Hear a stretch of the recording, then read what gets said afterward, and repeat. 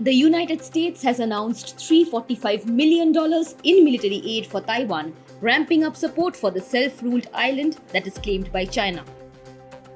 US's President Joe Biden's administration said that the package will include defense articles, military education, and training. The White House announcement did not elaborate on the weapons or equipment that would be provided to Taiwan.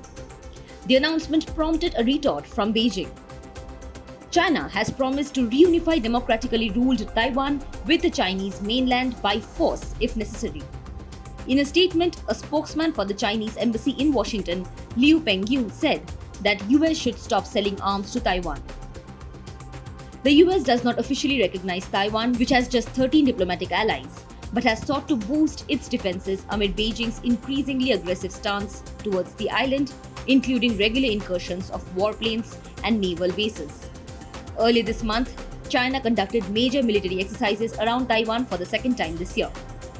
It sent dozens of warships and planes close to the Taiwanese coastline. While Washington does support Taiwanese independence under its One China policy, US law requires it to support the defense of the island, whose disputed status stems from the defeated Kuomintang's retreat to the island at the end of the Chinese Civil War. Washington has approved billions of dollars of military aid for Taipei in recent years, including an $8 billion deal to deliver 66 F-16 fighter jets by 2026.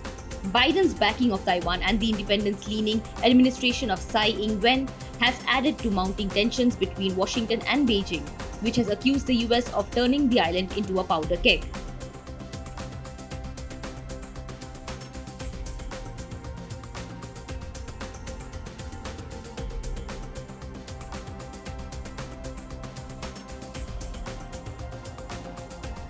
Subscribe to One India channel and never miss an update.